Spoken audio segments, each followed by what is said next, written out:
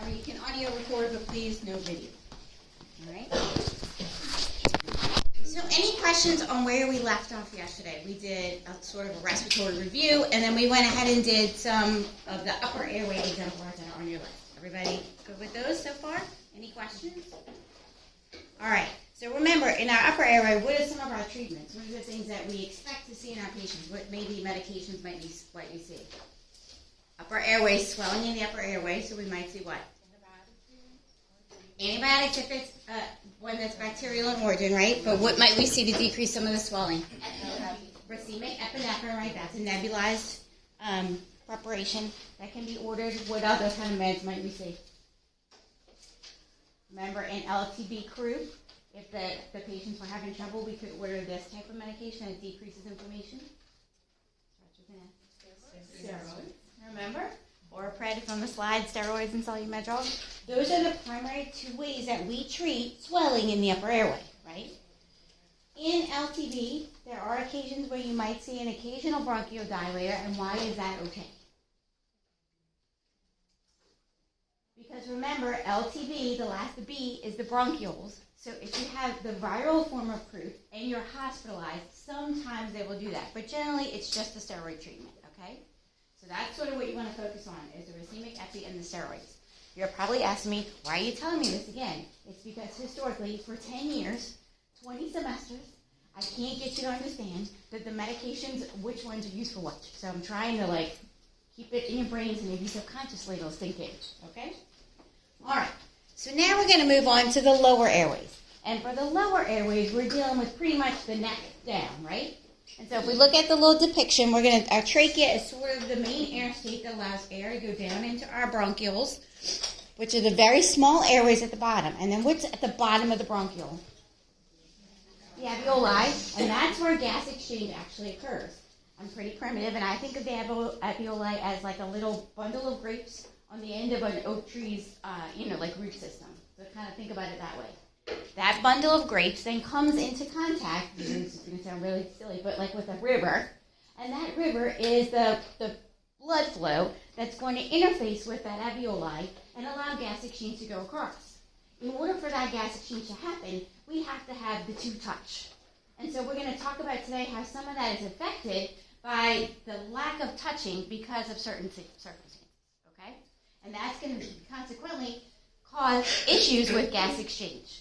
So yesterday, primarily what we talked about was air not getting down to where it's supposed to, right? But the bottom part of the lungs function fairly well. Here we have air gets there, possibly, but there's an extra challenge in that there's something blocking the gas transfer. Does that make sense? Okay. So before I move on, what is this? Okay. What is where the trachea branches off to right and left? What is that called? Somebody says your carina, right? Carina. That's why the branch is. When you suction your patients and you make them gag, guess what you're hitting? The carina, especially if you're sucking tracheostomy patients. And so therefore, we need to be really careful to measure our depth of suctioning and not go as far as when it makes them gag. A little bit above, like say, 1 centimeter above or whatever, so that we don't constantly beat up this little piece of tissue. Because what can happen if we keep suctioning and hitting it? Inflammation, and then eventually what? Breakthrough. You can actually go through it, right? Because what are we doing? We're sucking. You get down there, your patient gags, you automatically hit the suction, right? Without pulling back. What are we doing to those tissues? Biopsying them every single time, okay? So think about some of the things that you're doing to your patients and how they act based on their anatomy. Also, you'll talk about this a little bit more next semester, but the right side of the highway sort of down to your lung is a little bit straighter shot, and the angle is better. So when you have patients who are intubated, when they're on mechanical ventilation, and they say the tube is right main stems, it means instead of sitting above the carina, which is where it's supposed to be, to evenly distribute the airflow that it's giving you through the ventilator, it will get pushed in, and it likes the right side more than the left. So when you do an assessment on your patient, and in the morning they have bilateral breath sounds, and then you do an assessment 2 hours later, and they have breath sounds on the right that are much louder than the left, what is a differential diagnosis if they're intubated? Right main stem. You could possibly have the tube going down the right main stem. What happens if we leave it there, if we don't investigate? not collapse lung first, what do we get? Think about the balloon that we keep blowing up and blowing up and blowing up. Eventually, what happens to it? It overinflates and it pops, giving you a pneumothorax. You'll talk about a lot of this more next semester, but now, as you're starting to deal with more complex airway patients, and in peds, we have pediatric patients that are on the floor that have trachs and vents. These are things you have to kind of think about, because if they get sick, we might have to deal with some of this. Now, can you have a main stem with a trach? No, because the trach is measured, it doesn't have extra. Okay, it sits flat to the neck, but an ET tube has a lot of extra play in it often, and so typically when patients swallow, or it gets hit, or they try to chew on it sometimes, it can go further down, and that's what would cause an issue. Okay, so not something that's related necessarily to this content, but just something to think about as you start taking care of more complex patients. All right, bronchiolitis. So just by the name, what does itis mean? Inflammation. And bronchiolitis means inflammation of the bronchioles, and those are going to be the small airways right in the bottom part of the lung. So we have the trachea, then the bronchus, then they go down to the bronchioles. So this is like the roots of the oak tree. Basically, this is an acute viral infection that has maximum effect at that bronchial level, and it affects the epithelial or the lining cells of the respiratory tract.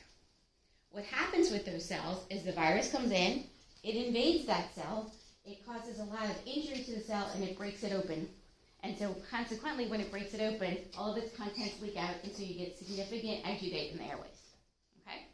So think about it that way. So these issues are going to have a lot to do with a lot of secretions. It occurs in respiratory season, which, remember, yesterday we talked about is right now. So for us, about October to April, those 6 months we consider respiratory season, and that's when these viruses are going to be in full force, kind of like your flu season, okay? It is actually the most frequent cause of hospitalizations in children under 1 year of age for all the reasons we talked about yesterday. Remember, their airways are smaller, they're more immature, they don't have the toleration that we have in our adults, and so therefore they have more trouble, especially when we start putting a lot of exudate and secretions in them, okay? So for those of you who are a little bit more visual in orientation, kind of this is what we're talking about. See, the bronchiole is like the tube, and then the little gathering of circles is the actual alveoli. So it's the gateway to get to the air sacs that allow gas exchange. All right, so who's at risk for bronchiolitis? Anybody here have bronchiolitis? I'm sure you have. I'm sure your family has. You think it's a cold, you're miserable, it lasts a few days, and it's done. But people who are at risk would be ones that make sense, right? Are very old, are very young, non-breastfed children. Why is that the case? Right, when they breastfeed, we get a passive immunity from mom, and so therefore chances are in mom's lifetime, she has had some interaction with viruses that cause bronchiolitis and may cause give some protection to the baby. Now, does that mean that people who are not breastfed, who don't breastfeed their children, are like their children at a huge disadvantage? No.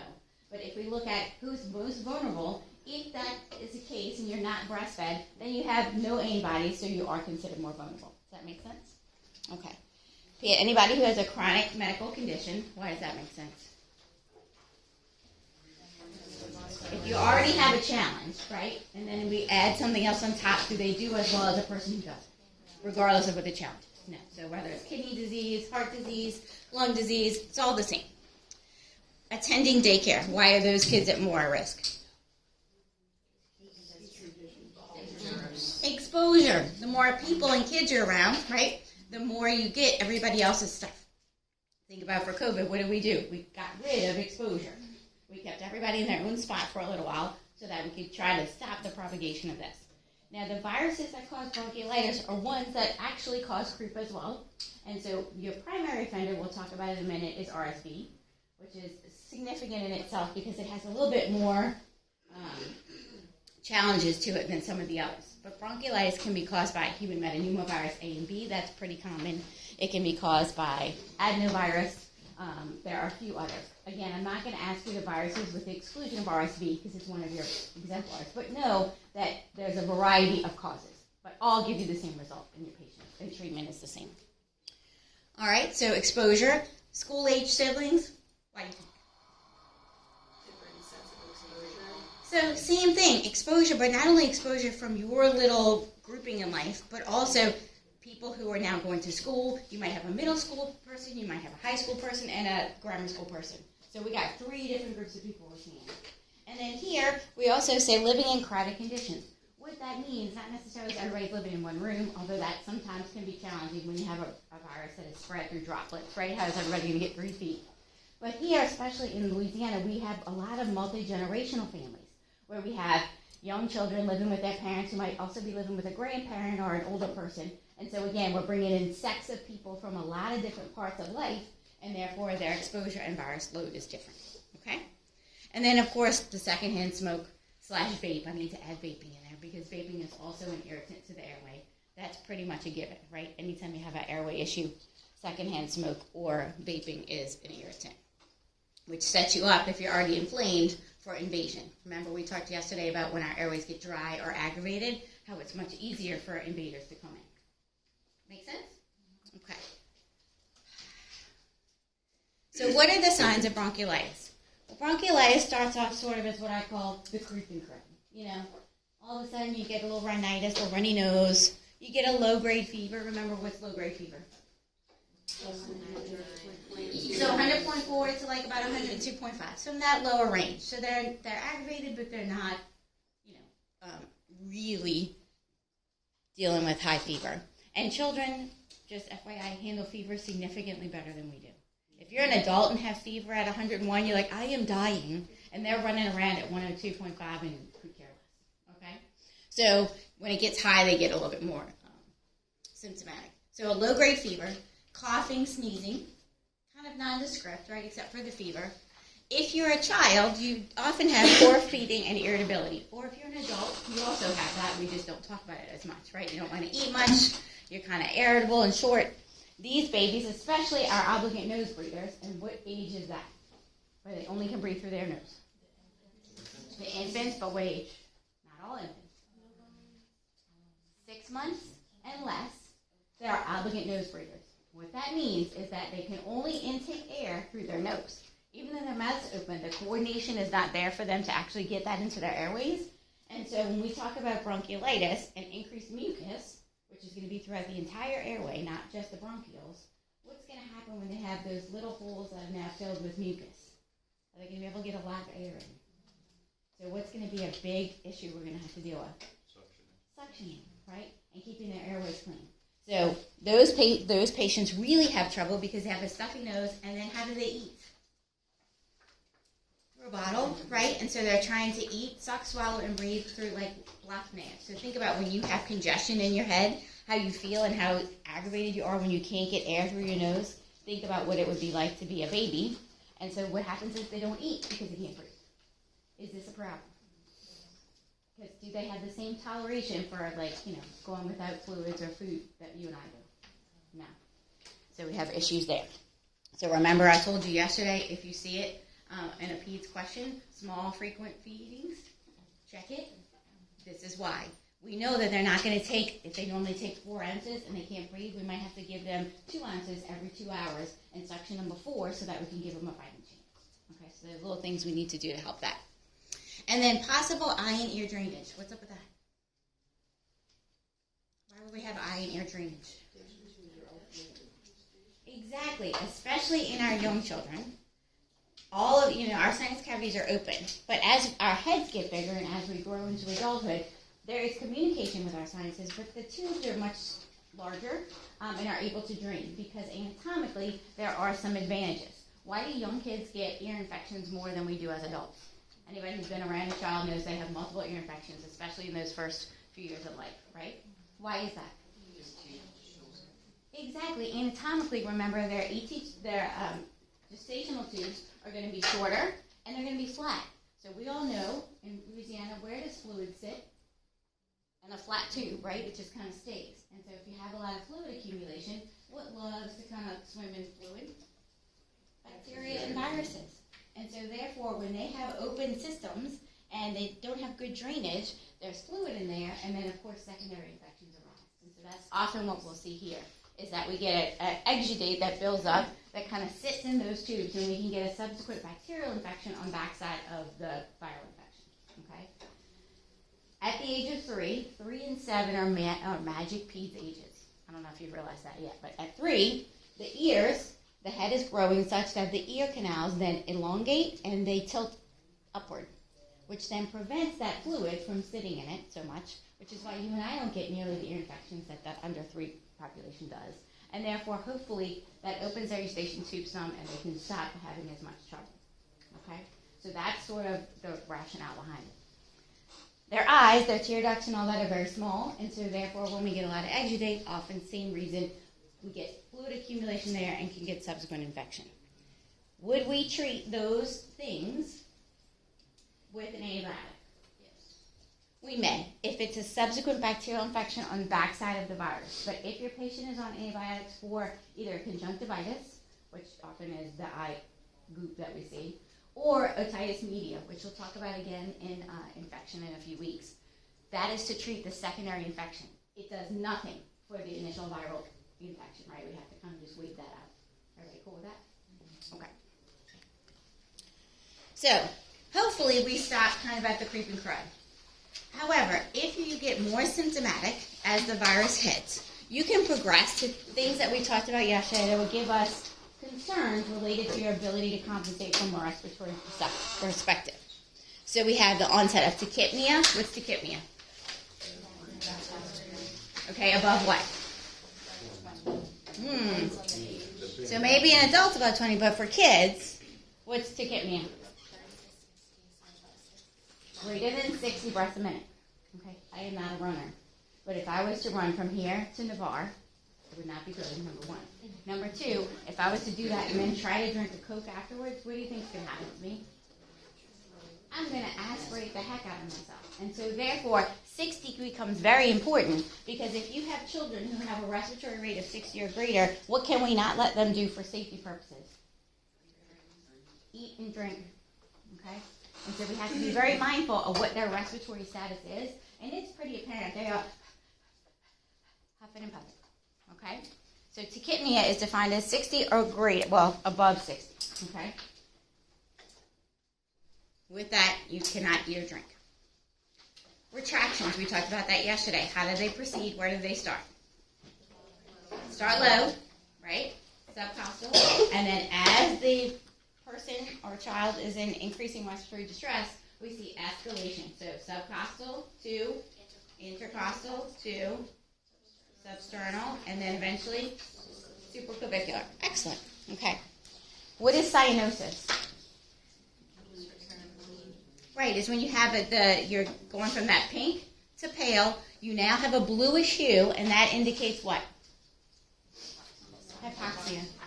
I hope I'm not offending you, but I want to make sure we're all on the same page. So some things that seem very simple, I'm not trying to trick you, I'm just making sure we're all in the same space, okay? And then what is air hunger? That is when you can't catch your breath. And so what do you think your patients look like? They are anxious as all get out, right? Have you ever not been able to catch your breath? We might have enough knowledge to say, okay, I need to try to calm down and try to figure this out. But still, your insides are going. And so especially for young kids, they get very anxious, which then does what? What does the anxiety and crying do? It actually makes it worse because it does what to their oxygen demand? It takes it up, right? So we have that to kind of deal with.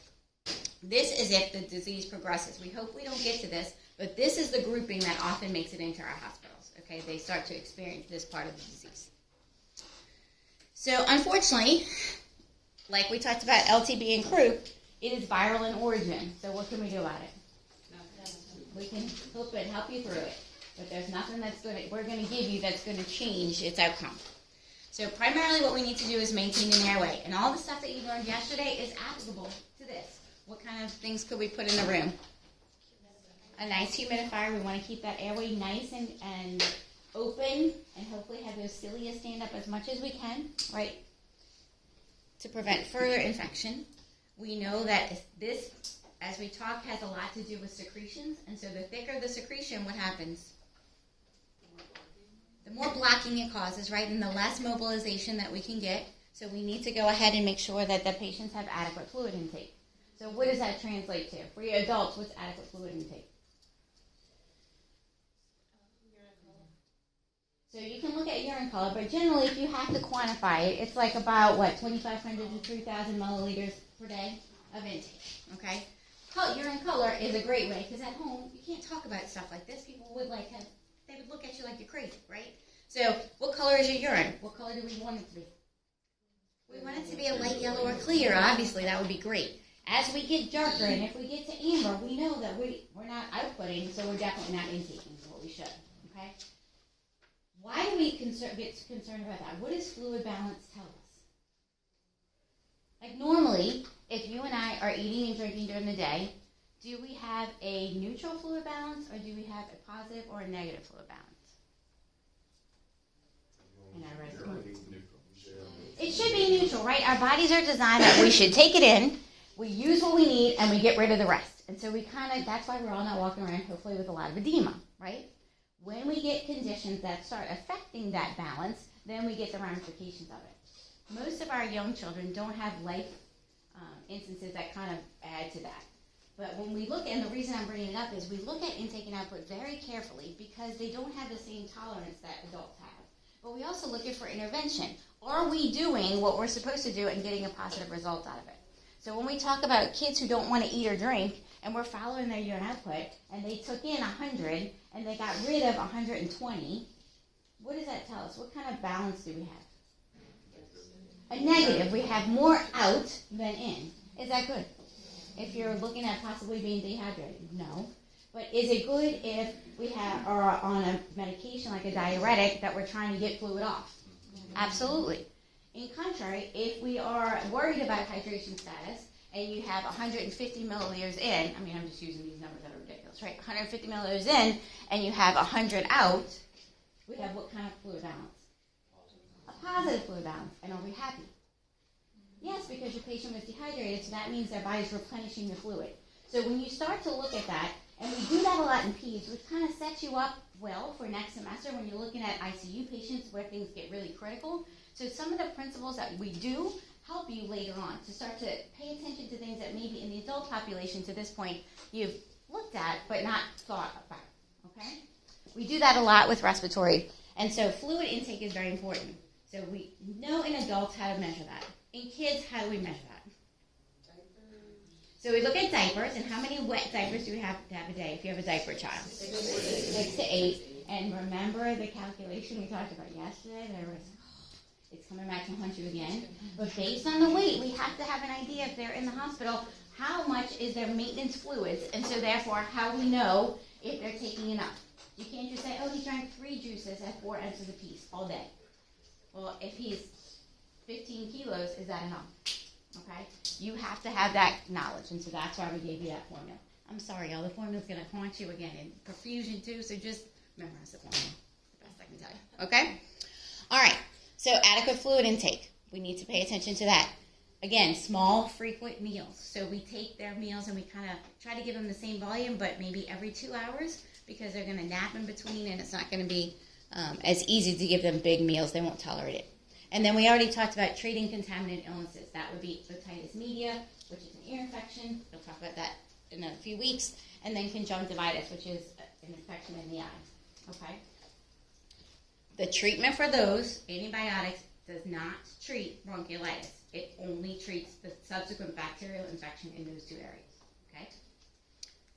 I know I've said it a few times, but I'm trying to make sure everybody's on board. All right, any questions related to bronchiolitis? The other thing we didn't mention, what about fever? How did we treat fever in croup? So that Tylenol motion combination. At what age can we start to kind of alternate those preps? Over 6 months. Under 6 months, we have what? Tylenol. Perfect. So we use all this. Once you study for one, you're pretty much just rolling it over. See? Not so bad. Now it's going to be really easy because we're going to talk about RSV. But RSV, remember, is a cause of bronchiolitis. So reason we break it out is it has a little bit different mechanism of execution when it comes to the virus itself. And so we kind of bring that to fruition. You've probably all had RSV at some point in your life, being that you're of this age. It's a nasty cold. It lasts about 10 to 14 days. Fortunately, you're able to kind of power through.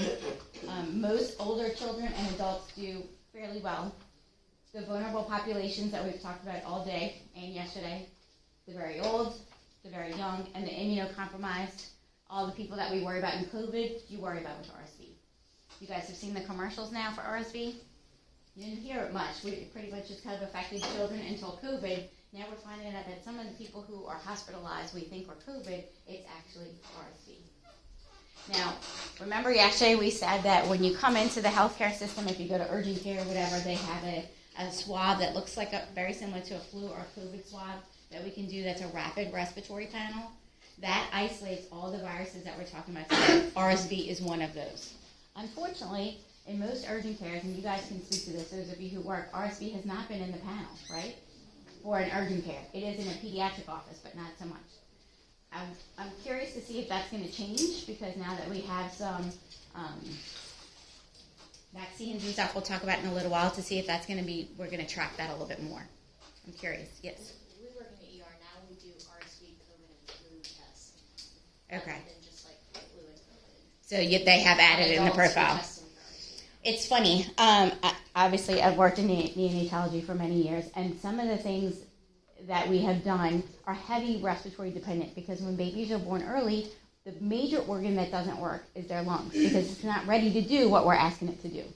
And so a lot of the things and interventions that we've done to try and help premature babies survive, we use during COVID. So proning, where they put the patients on their bellies to try to aerate different parts of the lungs. Some of the ventilatory strategies that we use, they have used in COVID. And so I find it interesting that now RSV is finally being identified as something that really is a problem, because for your older adults, it's a big deal, okay? And for little babies or young children, it's a big deal. It has killed many, okay? But we just didn't hear about it.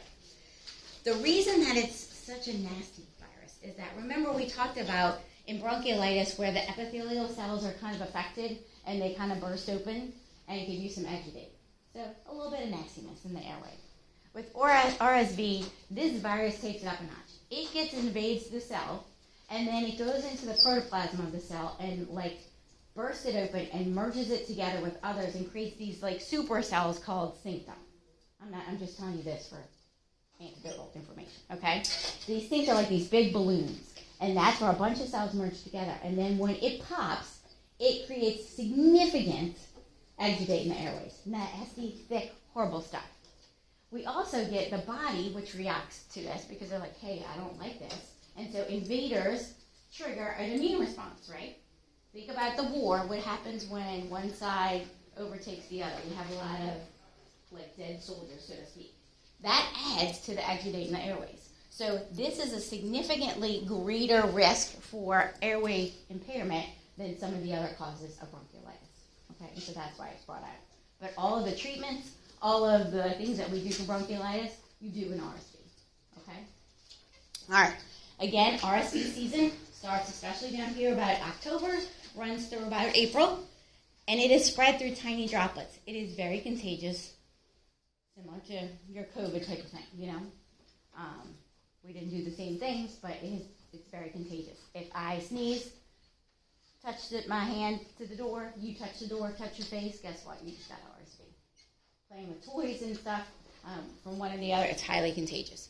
In our hospitals, if you have RSV, and those of you who went to clinical last week, I know I had 4 on my floor already, they are isolation bags on the side. Again, what it generally entails is going to be a mask, obviously. In pediatrics, we do a gown because, again, they're unpredictable. They can greet you at the door and hug you, possibly, okay? And then possibly goggles or a little face shield, depending on the type of institution you're in. It is not an N95 mask scenario, okay? All right. Again, this is sort of, if you're visual, what's happening in those airways. So remember, the bronchioles are already small, and then we're stuffing all this stuff in it. So what do you expect to hear when you listen to this person get the breath sound lines? Crackles, rails, possibly if they're in the hospital, bronchi, right, which is taking it up a notch because there's so much exudate in the airways. Okay? Remember, in our upper airways, what do we hear? What sounds are frequent? stridor possibly, and wheezing, right? Because it's closure and inflammation of the airways. It's not gunk in them. When we get gunk in them, we get very different breath sounds. Okay? All right, the signs and symptoms of RSV. Basically, the signs and symptoms of bronchiolitis, right? You've already studied half of that. You're exposed, about 3 to 5 days after exposure, you start to see that creeping crud, the rhinitis, all the stuff we talked about with bronchiolitis. The runny nose, the fever, all of that stuff. Again, older children will do better, infants not so much. Oh, got ahead of myself. Okay.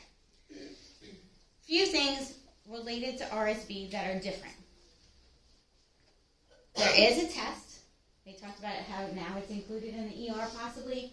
I don't know if it'll make it to urgent cares. There are tests in pediatrics. Whenever you come into a pediatric ER, the first thing we do is a rapid respiratory panel, which is inclusive of all of that. And sometimes you have to do a separate flu and COVID. I'm not sure if they've included those all in one swab or not. But it's the same swabbing process. Okay? Antibiotics do not work. They will only work for the contaminated infections if that patient manifested like an ear infection or an eye infection. Things to note. RSV can cause vulnerable populations to come into the hospital, and it causes significant gas exchange issues. They are often ventilated. If we can't get them to turn around, they sometimes do not make it. Ribavirin was an antiviral drug that we could give in those circumstances where they were hospitalized, we've exhausted everything we could possibly do, and the child is still not doing well. The problem is, I've only seen it given maybe 6 or 7 times in total, because the studies on it were not very conclusive. As far as we don't know that it really helps. It was considered a rescue drug, but we tried it.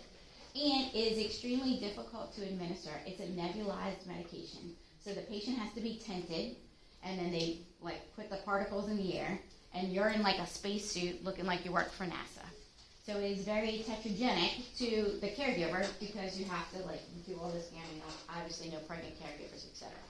I only bring it up so that if you ever hear it in a clinical setting, that you at least recognize that it's a rescue drug, and obviously your patient is in significant problem. Okay, but it's not used often because we have had over the past several years some immunizations that have helped us to protect this vulnerable group of people. That immunization we're talking about is going to be Favolzamab. I can never really say that very well, but I think it's Favolzamab, or Synergist is the trade name. Anybody heard of Synergist? Okay. Synergist is going to be an immunization that we're going to give every 28 days in respiratory season. So starting in October and ending in April, the vulnerable population of people who require it, which we'll go over in a second, come into the doctor's office all in the same day, and they all get, they call it Synergist Day, and they go ahead and they give immunizations all day long. Why is that? It's sort of like the COVID vaccine, highly expensive. So when they crack open a vial, they want to make sure they get rid of the whole vial that day. It's important that they come back every 28 days, so you get 6 injections starting in October going through April. Now, who qualifies for this? Well, there are many issues related to who qualifies. I'm not going to ask you that. What I want you to know is that it often is premature babies, okay?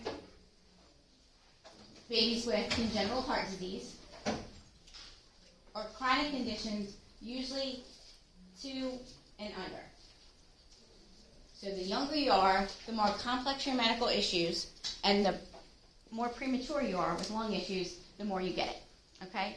Now, they will only get it for maybe 1 to 2 years max, depending on how they qualify. And there's a long list. I don't want you to memorize that, but I want you to understand who would qualify. And then as they age, they will age out of it, okay? So, for instance, there are some babies who have congenital heart disease, but have had no respiratory intervention. They only need it for the first year of life. There's a bunch of qualifiers to it, so I'm not, please don't feel the need to go look that up. I just want you to understand who would get it, okay? So it's time limited. That immunization and the compliance with that related to these changes has truly decreased the amount of kids that come in and have long-term effects, or God forbid, tragic effects from RSV. Okay, we still get kids in the hospital with RSV, but it's not nearly to the degree we used to because we protect that low group. Now, as their airways get bigger and hopefully they get further away from their medical intervention, hopefully they can be a little bit more tolerant of the disease if they come into contact with it. The other ones that you see on the bottom, the Arexvy and the Abruzzo, are relatively new. You've seen commercials on them probably in the past 6-7 months. And this is going to be for the adult population, for those people 60 and over. And it is to try and help them as they re-encounter RSV in their later years. And why does that make sense? What happens to us as we age? So say they were exposed to RSV as a 20-year-old, and now they're 60. What happens? Our body forgets, right? The memory that we have of all the stuff that was seen and the ability to then counteract that sort of decreases when we get older. And so therefore, if you've had immunizations, you may be in populations of patients that get notifications of, hey, you need an MMR booster. Because when they gave it to you in 1970, its efficacy is now wearing off. You got to get a new one. Okay? That's very common. And so as we age, our bodies are not as astute as recognizing things as they did before. So this is only a one-time shot, however. It's not like the Pavosmed where we give it every month. It's a one-time injection of, hey, let me remind you of what this looks like. Okay? And tries to help you so that if you encounter it, your symptom, this is not going to prevent you from getting RSV, but it hopes, almost like the COVID vaccine, to help you to be able to mount a response without severe deficits. Now, Arexvy is that one. Abruzzo is kind of cool in that it is not just for 60-year-olds. It is also for the vulnerable population that we talk about with COVID. Those with heart disease, those with certain pulmonary diseases, diabetes, that kind of thing. So you can qualify based on your medical condition. And the interesting thing that I find about this one, and I'm curious to find out how it's going to roll out this fall, is that it can be given to pregnant women between the ages of their gestation between 32 and 35 weeks. And if it's given in that window, then they think it will protect the fetus, for the baby, after the newborn, after they're born for the first 6 months of life, which could be really cool because we could stop some of our young patients from encountering RSV and having some of the deficits and not have to do, those that wouldn't qualify for synergies. So if you're a term baby and you're born in October, your parents have to worry about you being exposed, whereas you would have a little bit of protection possibly with that vaccine. So we'll see how it goes. So those are the new things on the horizon. Oops. All right. Treatment. Any questions?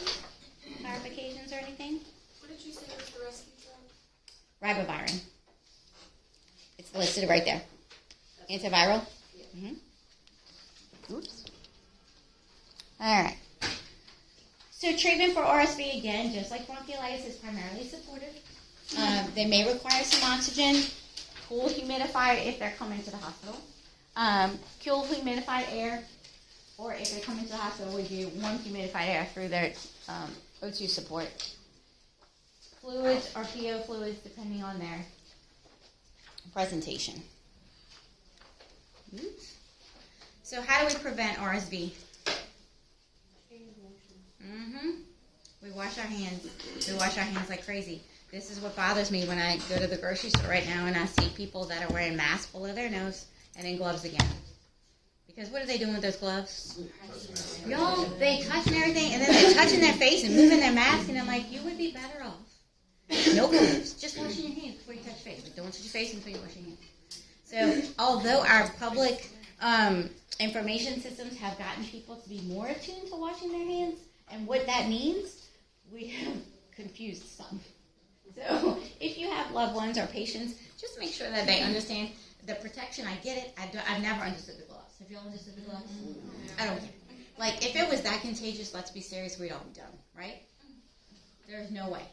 No one seems to correct that. They go and they touch everything. Then they're opening the register and touching the money and touching all the stuff. Mm-hmm. You're still touching everything. You just right, it's worse. Have worse.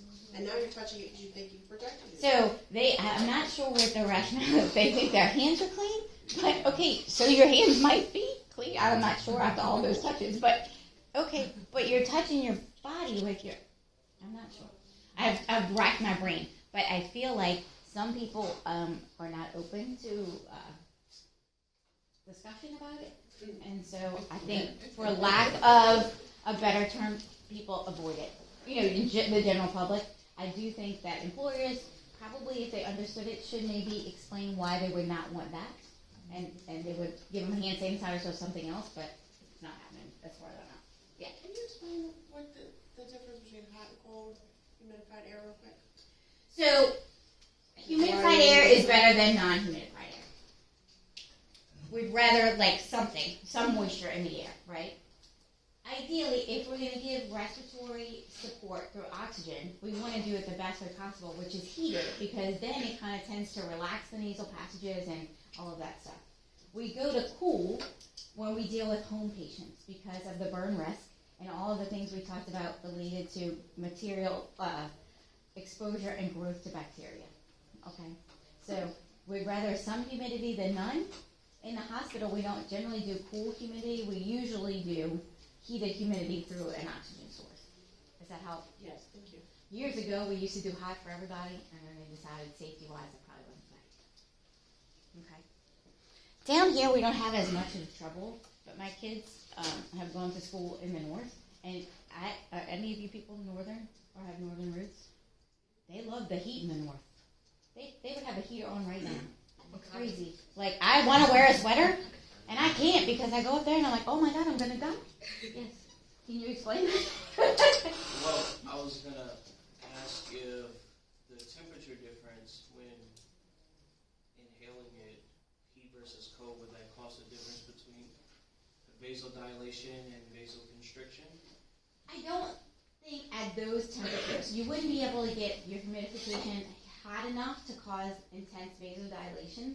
I mean, like, it's warm. It's not like hot. Cold, like just versus having just colder. And the cold, I don't think it's not like air conditioned cold. It's more like room temp cold. So when these appliances that we're talking about produce humidity, it's more like it's kind of almost similar to your air temp. It's not, yes, in the extremes I can see what you mean, but I don't think we would be able to achieve that in either one. We'd either burn the patient or, I don't know how you more would along navigate like you that. were talking yesterday with the normal room air mixtures and temperature. Maybe I don't know if they were just trying to create like equilibrium with the air with the added oxygen. Yeah, no, in general, we're just trying to super saturate whatever air is going down, like for those. So if I have a quarter of the air that I would normally be able to ingest because of swelling, we just want that air to have a higher oxygen content, and so that's why. And then just the humidification tries to decrease some of the inflammation from like really getting intense. That's sort of the premise that I'm aware of. Okay. All right. Any other questions? Hang in there. I know y'all doing great. Okay. We'll get through this. If you want a break after this, we can have a break. We'll have BPD and pneumonia last, and then we're done. Okay? Hand washing is going to be our best way to prevent the spread of things. Maintaining airway patency. So we need to make sure that the patients have a clean airway. And we talked about all the problems we're going to have with this exudate. So how do we maintain a clean airway? We're going to have to suction. Now, can we suction at home? Because remember, the majority of these patients that we talked about yesterday and today stay home. They don't make it to our hospitals. Our vulnerable population does. But at home, the bulb suction, remember that cute little thing I showed you yesterday? So it would be bigger. But we can use that for toddlers and under because it helps us to go ahead and get rid of some of the secretions that they have.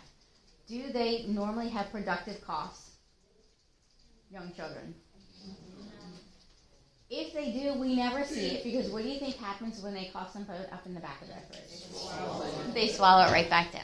Yeah, it's great. And so, well, I mean, it is what it is. So, in the event that we never are going to see that productive exudate come out of their mouths, we often will see them vomit sometimes with feeding. And when you look at the vomit, as nurses we have to look at all of this stuff. You will see the mucousy kind of strands that are in it.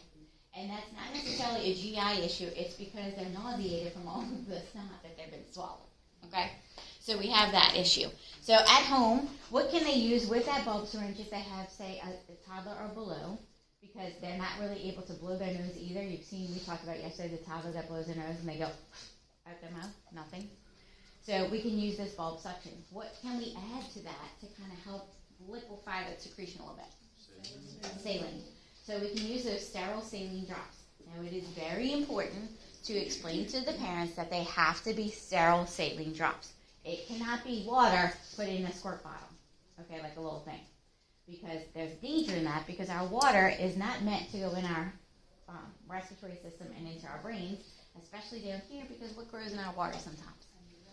Bacteria and stuff like that. Depending on where you're getting water from, if you have well water, I guess technically that could happen. So it has to be a sterile preparation. There's several ones at the drugstore that are pretty inexpensive, like $1.99. It doesn't have to be a brand name, just sterile saline, and they even have it saying newborn or young child. Buy that one. Yes. You have a question? Like Arm & Hammer makes a sterile. It's not. It's in a bottle. Mm-hmm. Yes. Vicks makes one. It's in a bottle. It's not sterile, but it's. But it's like respiratory saline, so it's not like going to the tap. Because some people, depending on their situations, will buy one bottle and then they'll unscrew the top when it's done, and they're like, it's just water, and so they put water in it and then use it. See what I mean? So we want to discourage that. Yes. Could you boil water? I don't know. I guess in theory you could, but it's not going to have the amount of saline that we need. So remember, normal saline is 0.9%. It has some sodium in it. I'm not sure what our tap water has in it, or what water has in it related to the saline. What you want is what would be considered an isotonic fluid, and so I'm not sure what our water would do. So it is my recommendation that we go with preparations that we know are for respiratory saline. Okay. And again, like you said, it's not necessarily sterile in all preps, but it is prepared for that purpose. And they are pretty inexpensive at the drugstore. Like I said, you can get the brand name, or you can go to just the generic, and it's like $1.99 for a thing. Now, when we teach them how to do it, how do you do it? Sit them up straight. No? So it's probably going to be safer because they're going to be moving around. They're probably not going to like it it depends on the age. You kind of have them laying down. If they're a little bit more cooperative, you can, okay? You're going to put the saline in, and there's either drops, where you can do a drop or two, or there's a little spray depending on the age. There's also an age kind of indication on there, so you want to get the one that's applicable. If it's a neonate, for instance, it would be the drops. So you put 1 or 2 drops in. Laying down would be helpful because then it's not going to run out, right? So lay them down, and then we're going to suction. You got to make sure that you tell them if they use the saline, that they just have to make a suction attempt after, because if not, it's like waterboarding your kid, right? But we also have to say you don't have to get it back, because some people are very literal and they're like, I put 2 drops in and I didn't get it back, and so they keep suctioning and suctioning and suctioning, and that's going to be uncomfortable for the child and them. Okay. Explain to them that we're putting it in to try and liquefy some secretions. If you make a pass and you don't get anything and the baby looks okay, as far as their color is good, they're not air aggravated, you don't have to keep doing it, right? You just try to clear it maybe before the next feeding, or if they tend to get in trouble, where they're crying and they're aggravated, or you can see the preparation, okay? We have to kind of go a little further, because remember, these people are often, especially our new parents, are going to be very concerned that their child is ill and they don't quite know what to do. So they're looking for you for direction. This is also why, if these children actually make it into the hospital, I encourage you as providers to use the tools that they would have at home. They're looking at what you do and how you do it, and they're trying to mimic that behavior because they want to treat their child the way they're supposed to. So if there's a bulb syringe that's applicable, use that, not the wall suction. Because when they get home, do they have the wall suction? No. And typically, I hate the wall suction for young babies because you guys ever look at the suction manometer and see how much suction you're using when you do it? Up to this point, in adults, you probably haven't. But there's a dial on there that tells you when you occlude that, how much force it's pulling. Sometimes you're all the way to the back. You're actually biopsying that person's airway, okay? So there's an indicator that says green. You kind of want it to be in that green zone when you suction. So you would occlude it and test it before you use it on your patient. Nobody does this probably up to now. But when you're used to dealing with very small patients that are very vulnerable, the things that up to this point we kind of take for granted, we start to pay attention to, okay? So we want to use bulb syringes to help the young population. If you have an older child, what can you do to kind of help them with expectorant of stuff? Right, make sure that they're blowing their nose, and then what happens with those tissues? Throw them away, wash your hands. We have to throw them away and wash your hands. And if you have a mom who has 3 kids who have RSV at home, and they're all using tissues everywhere, what does she do? Or dad? Or a caregiver? When they go to pick up those tissues, they pick them all up, they throw them in the trash can, and then they move on. What do they need to do before they move on? Wash their hands, because the virus is all over those tissues every time. Okay? So just kind of having that kind of information is important to stop the spread. We talked about maintaining the airway with suction. If they're in the hospital, we can use the suction, the wall suction, if we need to. But with young kids, we'll model our good behavior. Adequate fluid intake, we already talked about that. How do we measure? At home, how do we measure? 6 to 8 wet diapers, or urine that is the proper color, right? The pale color. Explain to them why they need to let you know if they don't have that, okay? If mom is breastfeeding, we want her to keep breastfeeding through this whole scenario. And why do we want that? Right, that immunity will help them kind of navigate this virus a little bit better. It is harder. Breastfeeding in comparison to bottle feeding is a little bit harder for the respiratory system, because depending on the size of the breast, sometimes the nares are a little bit, less visible. And they have to suck a little harder sometimes than our bottle preparations. So we try to encourage, if for some reason the baby's not able to latch on effectively because of a stuffy nose, then what we would do is have mom pump and still feed them in the bottle until some of the nasal congestion and stuff and secretions get better. All right. Also, provide parental support, especially if these people make it to the hospital. This is not the first day that this has happened. They're often in the heat of the virus, so maybe 4 or 5 days in, they've been up, worried, and possibly have multiple now ill people in their household. So be compassionate. Try to help them and ensure them that they're doing the right thing, and we're going to help you through this, okay? Some of them are pretty devastating. Okay. All right. We talked about all this already. When do they need to come back to us? So you're working one of those hotlines where their parents can call you in the middle of the night, and they say, oh, I had a child who has RSV. I'm not sure if these things are normal or not. Can you help me? So what kind of things in your mind would you be thinking, okay, this is stuff that would bring you in? So if we have increased work of breathing, right? So if your child appeared to have a comfortable respiratory rate and you couldn't see retractions, you can ask them, when you lift up the shirt, can you see their ribs when they breathe? Is their head bobbing? Head bobbing is a sign of supraclavicular retractions in infants. So their head moves because it's the biggest part of their body as they're trying to breathe. Okay, so that's a sign of respiratory distress. In infants, what's another sign of respiratory distress? Nasal flaring. We talked about grunting, stuff like that. In our older children, the increase in retractions, the listlessness, right? Remember we talked about the difference between a patient being sleepy and actually getting some air entry and falling asleep, or having changes in level of consciousness that's resulting in listlessness, okay? What other things? A fever that was normally, your fever has been 100.5 or 101, and now it's 102, you need to come see us, right? Because as the virus goes through, we would hope that you're going to peak out and then get better. You shouldn't keep going in the wrong direction, okay? What other things? My baby hasn't eaten in 3 days. Like he's had one bottle. No dry diapers. You coming to see me? So, we don't want to last 3 days, right? But, okay, has he stopped eating or has she stopped eating? How many wet diapers during the day have you had? These kind of things. Does she appear or he appear that they are responding the way they normally would? Or are they kind of just lackadaisical? As they don't feel good, they turn into dish rags. Okay? They just kind of lay there. You can do anything to them and they don't respond. That's not a good sign. Okay? So, when you talk to patients, families, make sure that you put things in behaviors that they would recognize that would bring them in. If you tell them, well, if you have a high increase in respiratory distress, what do you think they're going to be like? Well, some of them will say, and some of our patients, families, especially if they're younger, will just be like, oh, okay.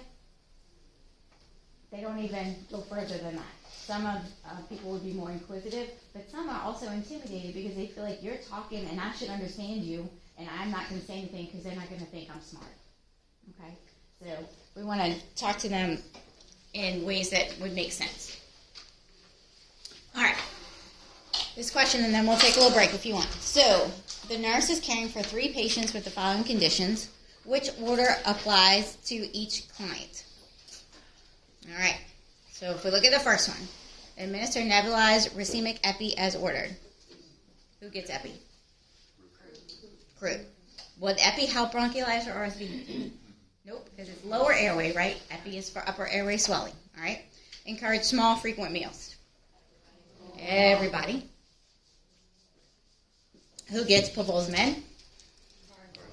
RSV, right? That's the immunization that we give to vulnerable young children. All right. Who do we encourage use of cold mist in the sleeping area? Everybody. Remember, only in the sleeping area. They don't have to carry around as their child plays all day. Okay. And then administers dexamethasone as ordered. Who gets steroids? Very good. What do RSV and bronchiolitis get? Nothing. Now, you're going to tell me when you go in the hospital, my patient was on albuterol. Why can't I give albuterol for RSV?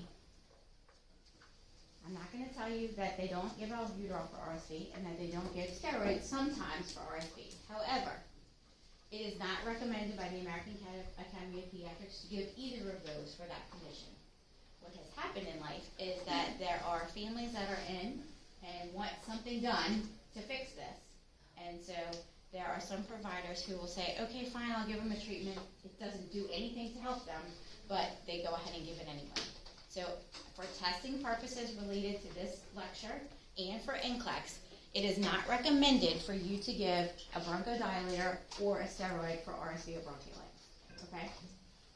But I can't promise you that you won't see it when you're clinical. Okay? But I'm teaching you what is recommended. All right. Y'all want a break, or you want to go through the last 2? So that's you. What? Keep going? Mm-hmm. All right. I'm trying. All right.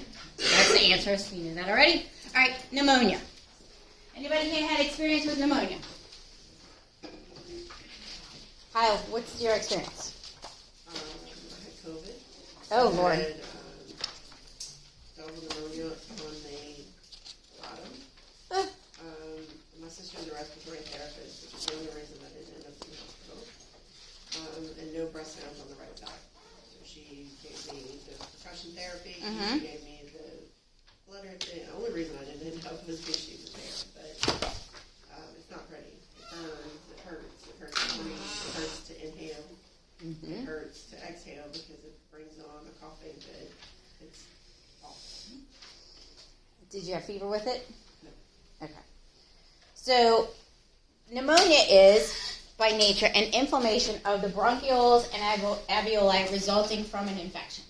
That infection can either be viral in origin, it can be bacterial in origin.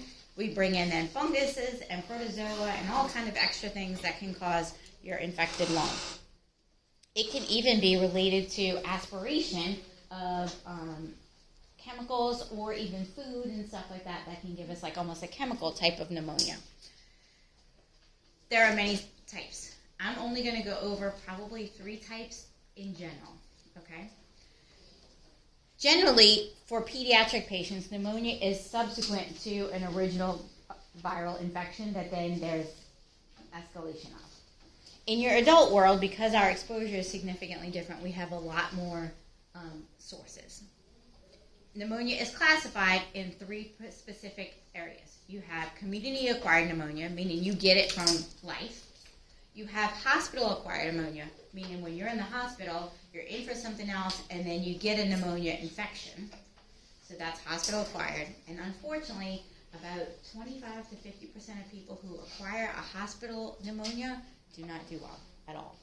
Okay? So that's probably because think about what kind of bugs are in a hospital. The really bad ones, right? And the ones that are really smart because they've been treated and morphed and gotten really astute at what they're doing.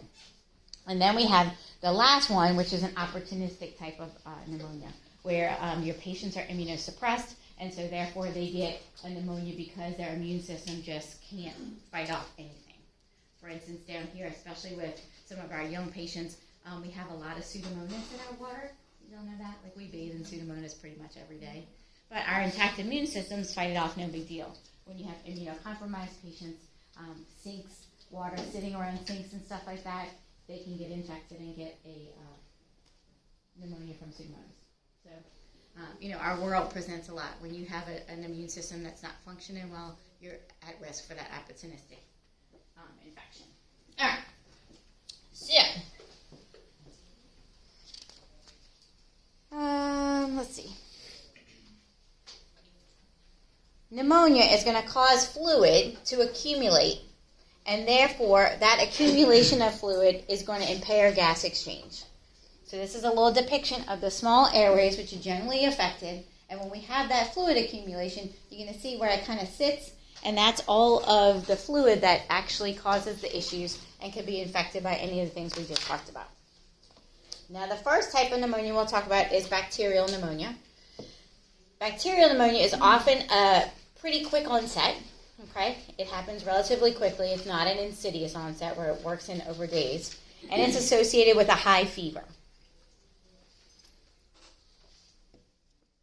Basically, with that high fever, you get shaking and chills, you have a cough, and a lot of purulent colored sputum. Sometimes it's even rust colored because you're coughing so much that there's little micro capillaries that are breaking up, and so you're getting some of that color in the sputum.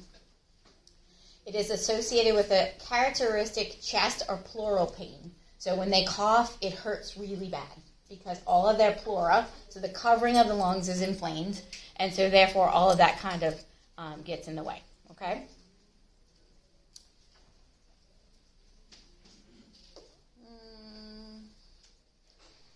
You often don't have pneumonia or hear pneumonia when you listen to a patient all over the lung in bacterial pneumonia. You often are isolated to a spot in the lung that's infected. It's not usually everywhere, okay? Now, that's not to say if you have pneumonia and don't get treated over several days that it can't spread, but it usually starts off in one spot, okay, for bacterial. If you have immunocompromised people or your older clients, they may have an atypical presentation. They may have a fever that's lower. They may have no cough or at all. They sometimes have mental hallucinations and alterations in their mental status. They get agitated.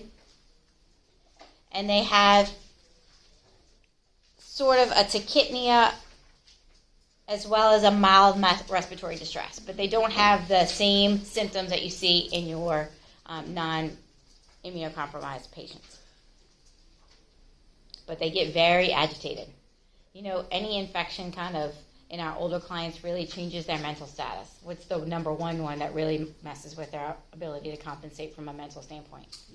A UTI. Pneumonia, very similar. And they don't, because their body doesn't respond to the invader in the same mechanism, they don't get the same symptomatology. Okay, so just kind of keep that in mind. If we move on to viral pneumonia, its presentation is a little bit different. It is more of an insidious onset, not as abrupt as bacterial pneumonia. It has that lower grade fever, not the high fever.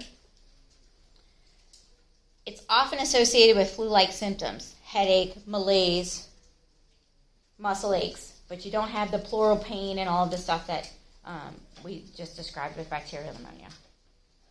Dyspnea, what's dyspnea? Shortness of breath, right? That is less common with viral pneumonia, more common with bacterial pneumonia. So your patients may experience more shortness of breath with bacterial. And when you listen to them, because the virus affects the entire lung, it's more of a homogeneous pattern of adventitious sounds, okay? So you might have crackles and rails more all over as opposed to isolated to one spot. Does that make sense? Because the bacteria is kind of set up shop, whereas the virus is all over that's giving you the pneumonia picture. The last little type I'm going to mention is aspiration pneumonia, because that's going to be common in both your pediatric and adult population. You're very young and very old are going to be at highest risk. especially your older clients who might have altered mental status. So they have trouble kind of swallowing and following directions. They're more likely to aspirate gastric contents, and that would be more of a chemical irritation than an actual invader. So what are some of the complications that we might see with pneumonia? What about pleuritis? What is pleuritis? Just think of the word. An inflammation of the pleura, which is that pleural space, so the covering of the lung. Remember yesterday when we talked about breath sounds, what is a characteristic breath sound to inflammation in the pleura? A pleural rub. And what did that sound like, remember?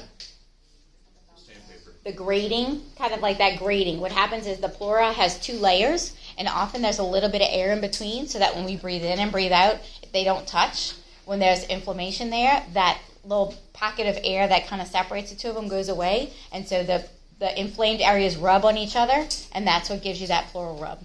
So if you want to hear one, that Nurse Sarah YouTube has a beautiful pleural rub. You can hear it very nicely, and kind of gives you some audible reference for that. All right. What about a pleural effusion? What is that? Fluid gets into the lungs. So if you don't know, break the words down and you can make an educated guess. So pleura says in the lungs, right? And effusion is often related to fluid. So we have fluid in the lung where it's not supposed to be, because we're only supposed to have air in the lung. Now this is not in the bronchioles, this is in the actual sac of the lung, like in the pleural space. And so what happens when we have fluid in the pleural space?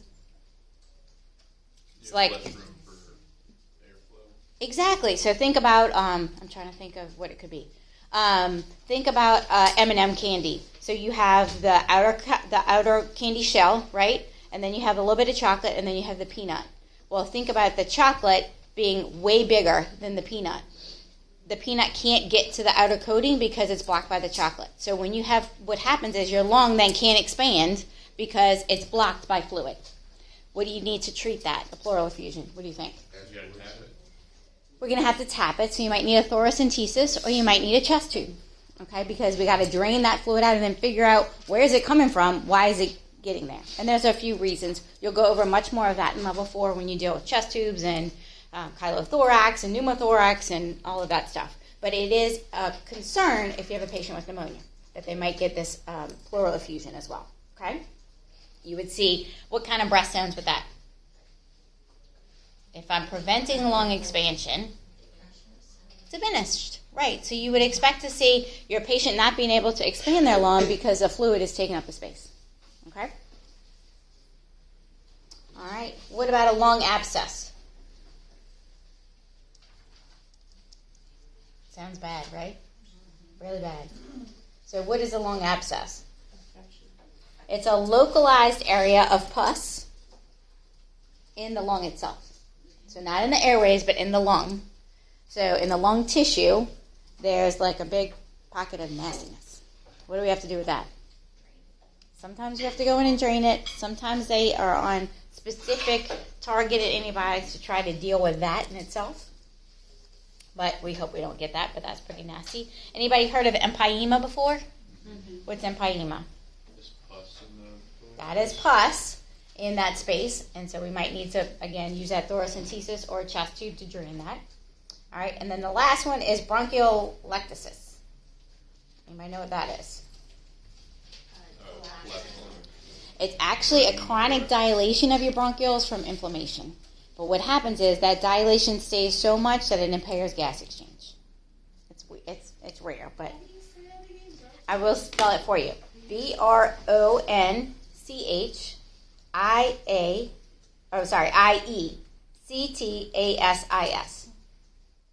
And it is the chronic dilation of bronchi and bronchioles. You see that often with aspiration pneumonia because the chemical part that is in the lungs that changes the pH causes like this, like scarring kind of. Think of it that way, okay? What is the abscess? An abscess is a localized area of infection and pus. No, what's it called? You called it something. Oh, a lung abscess? No, abscess. Lung abscess. The one after that was empyema. That's in the lung tissue. I'll spell it for you. EMPYEMA. I'm the world's worst speller, so I'm going to refer to my notes to spell to you because it would be bad. And that's the accumulation of purulent exudate in the pleural cavity. And you can get that with pneumonia as well. Can you give the definition of the lung abscess again? I can. All right, a lung abscess it's uncommon, but it is a localized area of necrosis and pus within the lung itself. Just nasty. All right, so assessment-wise in pneumonia, what kind of things are we going to look at? Lung sounds. Lung sounds. What about a cough? Is it wet? Is it dry? Right? Do they have pain with that cough? What was the onset? What kind of fever do they have? What is their level of consciousness? All the things we talk about already, we want to kind of think about when we look at these patients. Also, if they're coughing up a lot of exudate, do they have an intact gag reflex? Because we need to know that. So are they gagging when they cough? Especially your older clients, your young kids, you would see the gag. They may have some vomiting with that. Is it created from a GI issue or is it created from the mucus that they're swallowing? Okay. What kind of testing do you think they're going to be doing? X-ray. We're going to do an X-ray. Blood culture. What kind of, based on when we talked about the X-ray yesterday, what kind of X-ray do you think we're going to see? If we have a bacterial infection and we have, say, the right lower lobe, we can't hear much. What do you expect to see when you see it on that film? It's going to be white. We might see a white in that right lower lobe, right? We might not see black everywhere. If we have an overall viral infection and we can hear a lot of exudate in the airways, we hear a lot of bronchi and nastiness, and the patient takes a chest x-ray, we might see white on both sides or versions of that, okay? We hopefully don't want to white out, but you would see decreases in airflow, and so therefore that would be indicative of a problem, okay? So that's what you might see. What other tests might we do? We want to do that sputum sample, the culture and the gram stain, same kind of thing we would do for bacterial tracheitis, right? We would do a culture and a gram stain to kind of see what we're dealing with so we can tailor our antibiotic therapy appropriately if it's bacterial in origin. If it's viral in origin, can I do anything? Unfortunately, no. We just got to try and do supportive care through it, okay? Again, in our PEDS patients, I believe in your immunosuppressed patients, we would get the culture, we would go ahead and start some type of broad spectrum antibiotic and then tailor it as we got more information, okay? What other stuff might we do? What are we looking for? What about blood work? We would do a CBC. What are we looking for in a CBC? We want a white count. And what does a white count tell us? It indicates infection. Does your white count really bump with a viral infection? No. So if I look and my patient has a very high white count and they're having signs and symptoms of pneumonia, is it safe to assume that they probably might have a bacterial type of pneumonia as opposed to viral in origin? So we would use that in our play.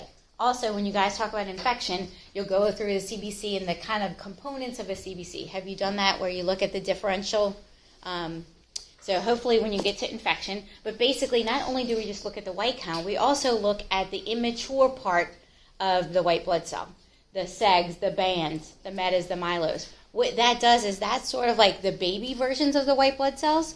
And when our white blood cell count starts to go in the opposite direction, so initially when we are invaded by bacteria, we see our elevation in our white count to fight the war. But as the war continues, and if we start to lose, we lose our seasoned fighters, right? And so then we start saying, okay, well, let's bring out the people who just graduated from the academy and send them. And so therefore, when you look in a CBC, the white count might be coming down, but you see an increase in the amount of immature cells going to the fight. Are they going to be as effective? No. And so as you look, you can see your patient's white count's coming down, but they're actually getting worse, not better, because their body's running out of fighters. Okay? So you'll start to see that, and in the patients that you see going forward and getting more medically complex, that kind of helps you decide where they are on that continuum. Okay? So that's why we would do some of that testing. Also, platelets kind of go up and down depending on, and that leaves us more vulnerable because what do platelets count? What do? They stop us from doing what? Bleeding out. And so when they start to get involved in the fight and they go down, then we're at risk for hemorrhage as well. Okay? So that's stuff that we would look at. What about things you might see on your patient? Are they going to be on a pulse ox? Yes. Yep. Do we expect deviations in their pulse ox? Probably so. If they're in the hospital, they're probably having some issues related to that. We might see blood gases being done. And if we're not sure as to the etiology of this, we might even see bronchoscopies done. Okay? So those are things you might see in that patient. What about pharmacological treatment? So we said if it's bacterial in origin, we would see broad-spectrum antibiotics, possibly started early. We always get the culture before the antibiotic therapy begins, right?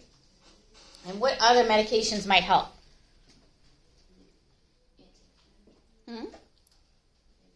Would a bronchodilator help? Probably would, right? We got an active infection or an active virus that kind of is impacting all of our lungs. So do we want the airways to be open? Yes. And so what's the most common one we see? Albuterol. So we want that being done. And then you mentioned when you had your lovely family member, I'm sorry, what's your name again? Stacy. You mentioned that when you had a lovely family member that was helping you stay out of the hospital, what did you do that kind of helped mobilize some fluid? She gave me, like almost back-to-back albuterol and breathing treatments in a humidifier. And she had some kind of thing that I was breathing out and it was fluttering. Okay, so that's called, anybody know what that is? Incentive spirometer, right? So we could use an incentive spirometer. It wasn't that. It was like you breathed out and it vibrated. It wasn't a spirometer. Okay. It was a It probably fluttering was, thing. yeah. For the other thing you can do, so we would use an incentive spirometer, and the reason for that is to try and get them to take deep breaths because it hurts and they don't want to do that. But we know in order to inflate the lungs and mobilize fluid, we need deep breaths to happen, okay? So that could be used. But probably what that appliance may mimic is chest physiotherapy. Have y'all been yeah. So it might be a fancy dancy new thing. I'm not sure. But in pediatrics in particular, we'll use chest physiotherapy. I know you guys use it in the adult world. Yes, sir. Okay, so you said you can use albuterol just for pneumonia, right? Why you can't use it for RSV though? It doesn't really change the virus because it's the exudate in the lungs. It's not that the bronchioles are not open. It's that there's too much funk in them. Okay. Whereas in pneumonia, the reaction is a constriction due to the infection that's happening, and so it's recommended here. It is not recommended in RSV and bronchiolitis. I'm not saying you won't see it done, but it really doesn't do anything because it's more of the problem that the exudate is there, not that there's a constriction. Because remember, albuterol only dilates the bronchioles to make them open. It doesn't do anything to get rid of the fluid. Does that make sense? Sort of. He's like, not really. Expectorant or something like that? Well, Yes, so in pneumonia, you can. For young kids, we usually don't give them a lot of expectorants because they don't expectorate anything. They just swallow it. So we keep them very hydrated, and we just let the virus go. In pneumonia, however, you still have exudate. So that's one of the things on the list is that we could give them with some expectorants or lubricating things that kind of help break stuff up. What about acetylene and guaifenesin? Right, those kind of help to decrease some of the viscosity of the secretions and help you to kind of be able to mobilize those. So we would use those in pneumonia. If you're an adult with RSV, you could use those, but in the hospital, generally, we don't treat it with albuterol in our population. Okay? Yes. I was just going to ask if BiPAP would help with bronchodilation. It's usually very uncomfortable. So if you're to the point of BiPAP, I mean, you could try, but I think the medications would probably be more effective than just a pure BiPAP. I mean, it'll stint the airway, but if there's innate constriction, the BiPAP's not going to stop that. Whereas the medication will actually decrease the chemical response. Does that make sense? Yep. Okay, where was I? Let me see. Chest physiotherapy. Thank you so much. So chest physiotherapy probably is different in different populations. So in adults, how is it done? So you can kind of give them direction. You can, there's usually an appliance. I think it's like is it a stick with like a suction like cup on the end, and you can use that to kind of do it. What happens is generally what they'll do is they will give a respiratory treatment, and then they will follow it with chest physiotherapy, because in theory the respiratory treatment will help dilate the bronchioles, which will allow us to be able to get some movement of exudate, and then the chest physiotherapy helps to mobilize the fluid so that you as an adult can cough it up. We still use those preparations in children, they just often don't cough it up.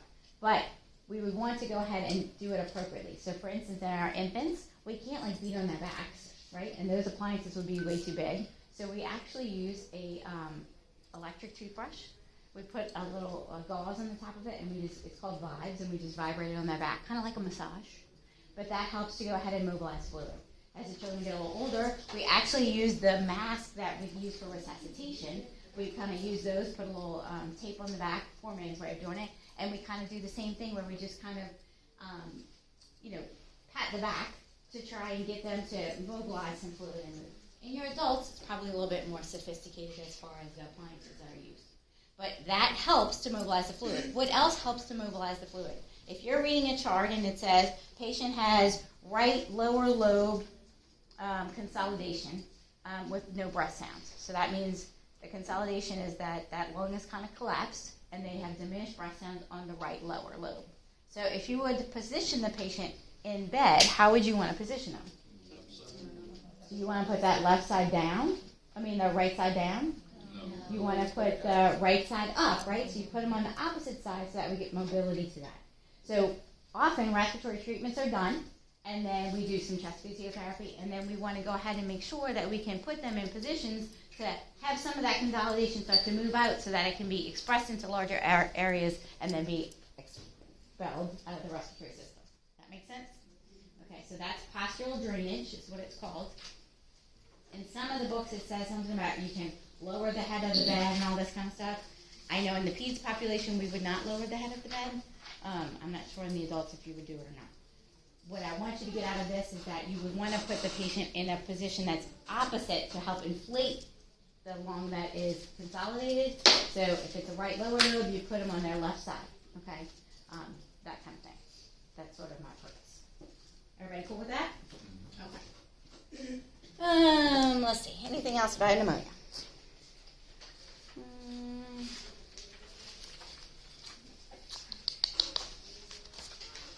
I think that's it. Let's go ahead and get your question.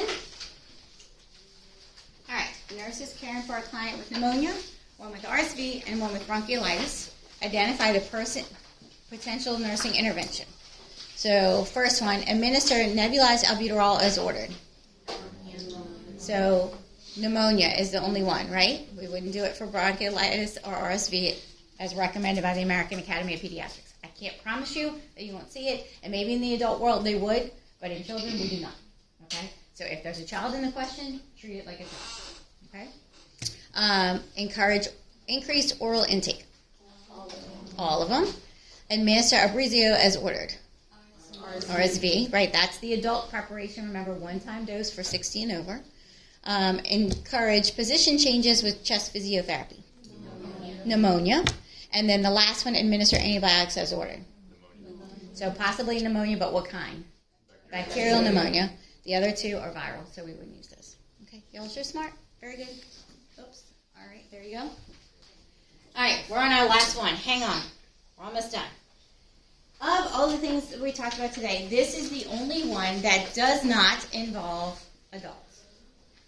Pretty much it only happens to young children, and it only happens to a population of patients who have been on a mechanical ventilator and have received oxygen. Okay? You cannot get it later in life. You either have it or you don't have it early on. And it is a development of a chronic lung disease secondary to injury from those two things, the oxygen and the mechanical ventilation. It's primarily seen in premature infants, especially infants less than 100,000 grams, and less than 28 weeks of gestation. And why does that make sense? The earlier you're born, what happens? The less your lungs work and the more help we need to give you.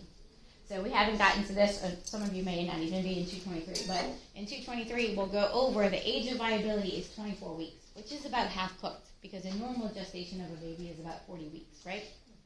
So a little over half done. That's the youngest baby that we can traditionally keep alive with some success as far as quality of life later on. Those babies, or even term babies, who have significant respiratory challenges need mechanical ventilation in order to survive. But we're asking their lungs to breathe air when they're not ready. And so the force that is exerted by the ventilator to get the air into a lung causes some damage. So think about this. Think about that kitchen sponge you buy at the store that's like in the cellophane, and how unaccepting it is to air and water and all that. Like it's just like really scuffed down. Then you open it up and it's exposed to air and it rises nicely, and you put it in water and it absorbs everything. Think of the fetal lung as the first one, the one that's in cellophane. It doesn't want to take air and it doesn't want to take fluid, which would be the blood that's needed for gas exchange. And so in order for us to make it work, we have to pound air in there. That pounding, unfortunately, causes scarring along the airways and in the bronchioles and in the alveoli that makes them nice and thick. When I say nice, not really nice, because when they're thick, what happens? You get stuff across them easily. That membrane becomes harder and harder to get gas exchange for. And so those patients are going to mimic your patients with COPD. Does that sound familiar? That emphysema, that air trapping is what we're going to see. This is a chronic medical condition. However, there is some good news in that these patients, unlike any other patient in their lifetime, have the ability to possibly grow new lung tissue. And by the age of 3, remember I told you 3 was a big number in peds, the lung volume doubles in size. So our goal is, if we can get them off mechanical ventilation and keep them healthy, then we can get the new cells to grow, and those cells will have not been damaged and thickened because they weren't exposed to the damaging ventilator and oxygen anyway. And therefore they would outnumber the cells that don't work very well, and your child could have a pretty normal respiratory course. This sounds a lot easier than this, but it is possible, okay? And so what we try to do is create that environment for growth. For those of you who are a little bit more visual, this is gas exchange. So have you all heard of a VQ mismatch before? VQ. So a VQ mismatch is a perfusion ventilation mismatch. And what that means is that you have one or the other. So you have either air available or blood vessels blood available for gas exchange, but they don't interface. And it's caused by either the perfusion is not good to the area, or the amount of available oxygen for transfer and carbon dioxide for transfer is limited, okay? So you'll hear that throughout your career related to respiratory and perfusion issues. In this case, think about this blue area right here as being the thickened wall. And so therefore we have oxygen and carbon dioxide available for gas exchange back and forth, and we have the capillaries, but you see how thick it now has to go across, as opposed to something that would be just a little black line without the damage. And so here our patients are going to look how? They're air hungry, right? They're pale. They can sometimes be cyanotic. Think about your COPD patients. They are activity intolerant. They can't breathe because this interface is not going across, and so therefore they are not getting perfused adequately with oxygen. Does that make sense? Okay. A VQ. V as in violin. I don't know why it's ventilation, perfusion. Why perfusion got the Q, I'm not sure, but that's what it's called. Okay? So who is at risk? Well, obviously, anybody who has been premature, especially before 30 weeks, because the lungs are especially inhospitable at that time. Infants with severe respiratory issues or failure. So that even can be a term baby that maybe aspirates meconium at birth, and so therefore now their lungs have almost like a chemical type of pneumonia and get an issue. So it's a multitude. But generally, if you're premature or you're a newborn and have issues with ventilation and are on a ventilator, you have to have been on a ventilator in order to get this. Now, much to my chagrin, neonatology is fairly new in discipline. It only started in the 1980s. I remember the 1980s. I was in high school in the 1980s, so given the fact that the discipline that I practice in only started when I was in high school, it freaks me out a little bit. But we have gotten significantly better with management than we were back in the, say, 2000s. When I say management, we're able to hopefully not cause as much prematurity because there are interventions that we can do with mom to try and keep the baby in because that's often the best spot. There are medications that we can give mom, steroids and such that will advance the lung tissue so if the baby is born early, there is a less damage that we often have to do. And then we have a lot more treatments if the baby is born early. So we can give artificial surfactant, which is sort of like a grease that holds the alveoli open and prevents us having to push air in so hard. There are different mechanical ventilator modes. So instead of the traditional mode where you kind of push air in and take it out, there's what we call high frequency ventilation, which is really cool in that it vibrates. And you saw that used on some COVID patients. It vibrates back and forth and it kind of pulsates air in and pulsates air out. So think about we blow up the balloon, but we never let it kind of inflate. We just kind of oscillate air in and out. And so that stretch damage that every time we blow up the balloon doesn't happen. Your patients can breathe 300 to 400 times a minute. I don't know that if Disney World could have a roller coaster ride that would make them feel any different, but I mean, it's a very different set of circumstances. But all of these things, which I don't expect you to necessarily understand at this minute, help us to prevent this, okay? But we still, unfortunately, have patients who manifest with this disease. Also, in a few weeks, we'll be together again and talk about those patients who are born with congenital heart disease. And that basically means that their heart, in formation, did not form correctly. And so the plumbing is really messed up. Often, perfusion and oxygenation go together. And so when your heart doesn't function well, do your lungs suffer? Absolutely. And so they are also at risk for BPD because they often need respiratory support with a ventilator. Okay? All right, so what do these patients look like? Think about your exposure to the COPD patient and just shrink it. Okay? They're air trapping, they are tachypnic, they have baseline retractions. And what's going to be important about their assessment is, unlike the assessments that we've been talking about where we assume that the patient has a normal respiratory work of breathing, what we would consider an easy work of breathing with no retractions and starts off with clear lungs, these patients don't. So you have to know where their baseline is so that you know when they're in trouble. Okay? Often they are pale in color. Often they have at least intercostal retractions, sometimes substernal retractions as a baseline. So you have to kind of know each individual where they start so you can know when they're in trouble. They are very activity intolerant. Giving them a bath, moving them from the crib to a bouncy chair, sometimes doing a weight, they need increased oxygen and increased support in their most fragile states. Okay? They are tachypnic, tachycardic, nasal flaring all the time, possibly. So again, establishing what their baseline is. They're often diaphoretic, and why is that? They're working so hard to breathe just to maintain baseline, okay? And they often will live with that bluish color. So what do you think our goal is going to be? How are we going to deal with this? First of all, we have to get them off the ventilator to give them a chance, okay? And we can try a few ways to do that. We can give them steroid bursts of doses to try to decrease inflammation in the lungs because of this scarring and see if we can't get them off the ventilator at first. They need consent for that because the steroid doses would be over a few weeks. And we have found that when we give steroids to patients that young, that there could be some cognitive ramifications, and so that would require the patient to get consent, okay? And this is a steroid dose that would start high and then taper off. Remember, we can't just give a steroid for a long period of time without tapering it off, and why is that? Right, our adrenal glands sense, oh, hey, we have all this circulating steroid, they stop working, and so we have to decrease the dose to kind of get them to kick back in before we stop giving them something, because if not, what does that leave them vulnerable to? Infection, right? So if we just give, when we talk about croup, we say we give like 1 or 2 doses of steroids, or maybe 3 at the most. Do we have to taper that? No, because it's like just a small little one-time bust. Here, we would give high doses of steroids, probably like you've seen in some of your adults, and then have a taper over 2 or 3 weeks. Okay? So we can do that. We need to get them off of the ventilator, hopefully, or get down to minimal pressures. They're probably going to need oxygen all the time once they leave the hospital, and these patients are hospitalized since birth. Okay? Like they have grave consequences at delivery, and they are in the hospital sometimes over a year of age before we can get them home. Yes. What are their chances of getting off the ventilator?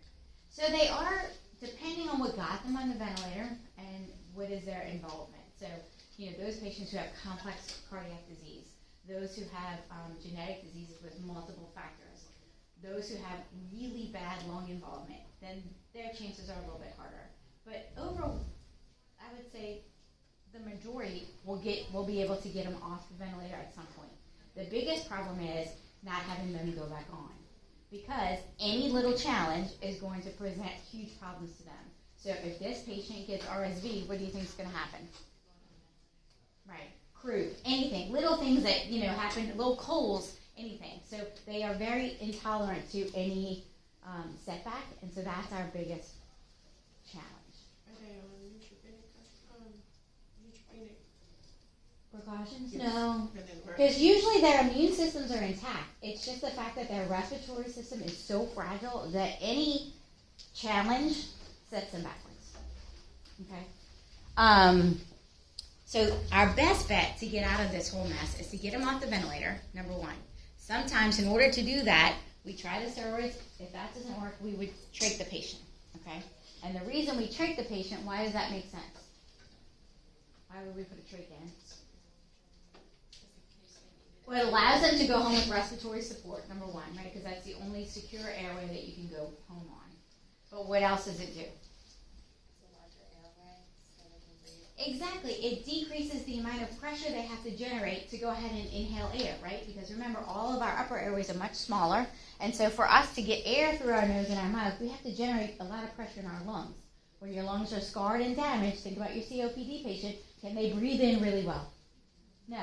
Do they get air trapping because they can't breathe out very well? So if we eliminate that extra pressure that's required and go sort of in the highway as opposed to on the on-ramps, when the air comes in, they have to generate a lot less pressure to get it distally. So we'll put a trach in for that purpose. It also allows them to have support and go home on that. So some of them will go home with a trach and a mechanical ventilator. Some of them will hopefully just go home with a trach and either some pressure support, or hopefully we can get into at least a trach collar, which is where it's just like it looks like a little cup that goes over the trach that just gives them a little extra oxygen. So very similar to the premise of a nasal cannula, just on your trach, okay? So there are several ways to do it, but we need to get them off that push and pull that's causing further damage. Our best way out of that is nutrition. So then you're like, how the heck are we going to do this, right? Can we just up this baby's fluids? What happens to patients who have respiratory compromise? Can they tolerate large volume of fluid? What happens to it? Where does it go? To their lungs. And can they do that? No. So we're going to have to put them on fluid restriction, keep their fluids very tight, and we're going to have to jack up the amount of calories that we put in their feedings. So normal caloric volume for formula is going to be 20 calories per ounce. Okay? Breast milk, about 20 calories per ounce. We estimate. Really depending on mom's diet, but we estimated about 20. Okay? These babies are going to need significantly higher amounts of caloric density because they work so hard to breathe and they burn up a lot of calories that way.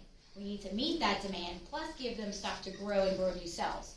So we're going to go up in caloric volume to 24, 26, 28 calories per ounce.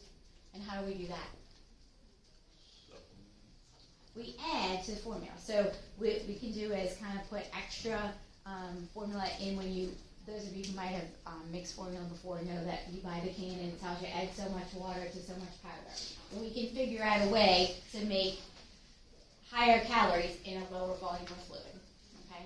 We also don't want to just add a bunch of sugar. We want to add some good things. So we might have to add, have y'all heard of MCT oil before? Mm-hmm. So medium chain triglyceride oil, we'll put that in there. It's kind of slimy. Goes in their formula. If mom is breastfeeding, we can let her breastfeed, but if we need to give her higher volumes, how do we do that? Can we do that? We would probably have her pump, and then we would then add what we call HMF, which is human milk fortifier. This increases the calories, increases the calcium in the breast milk, and we can do that to a certain extent to increase the caloric density. Sometimes if the baby's on really high caloric density, like 28, 29 calorie formula, we might have to do breast milk one feeding and then alternate with formula to try and get to the right caloric density. Okay, but nutrition is our way out of this, because if we can get them to grow new lung tissue that's not exposed to the ventilator, that's our best shot. Okay? So nutrition is going to be key. They obviously are going to be fluid restricted for the reasons we just said. So what medication do you think they might be on? A diuretic. And what's our favorite diuretic? Lasix. We love Lasix. It works great, especially if those patients are in the hospital. It's beautiful. But what does Lasix also do to you? Not potassium sparing. Right. So you have significant electrolyte disturbances, and in our young patients, prolonged Lasix exposure gives them renal calculi, which do we really need to give them that on everything else? So we use Lasix, but once we get to a point where they can be a little bit less dependent on that preparation, we'll switch them to two oral preparations, which you guys may have heard or not, which is spironolactone and chlorothiazide. Okay, those two in combination seem to work really well, and we don't have to supplement with potassium and sodium nearly as much because it's a better long-term use for the kidneys. Also, they're peel preps, so it's easy for the parents to do at home.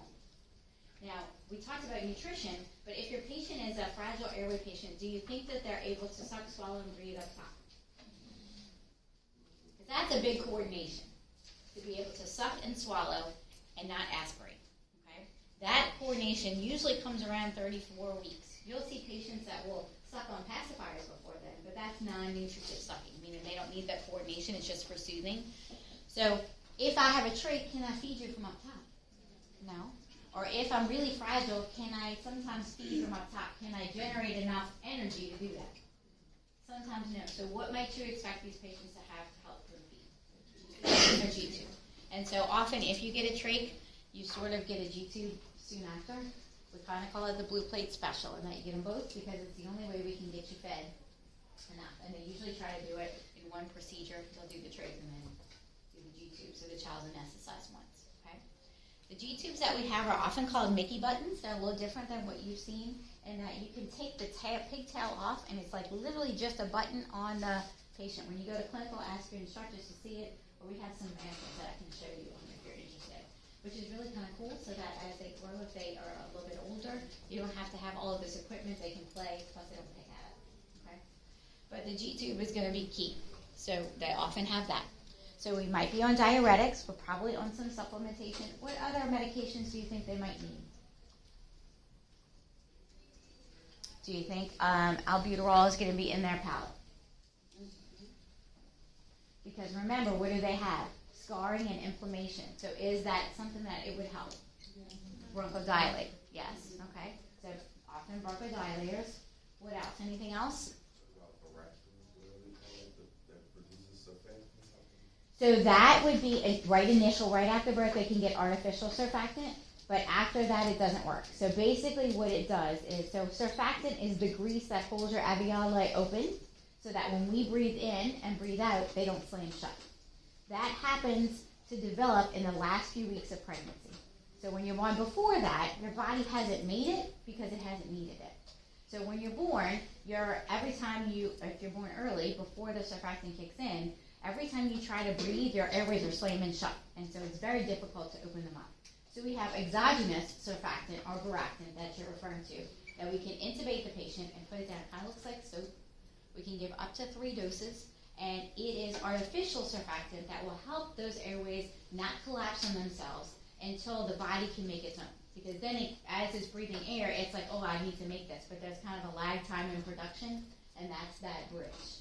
So that's something that's done early to try and prevent them from having a lot of mechanical ventilation exposure, but at this point, it's not helpful. They're making their own anyway. Does that make sense? Okay. So, what other meds might we say? What about, is this going to be a candidate for Pavulzumab starting in October? Heck yeah, right? BPD patients are going to always be somebody that we want to do. We want to make sure. What other medications might we see? Anything else? Making sure I don't forget anything. What was the last med that you said? The last what? The last medication that you said? Pavulzumab. Oh. Or Synergist.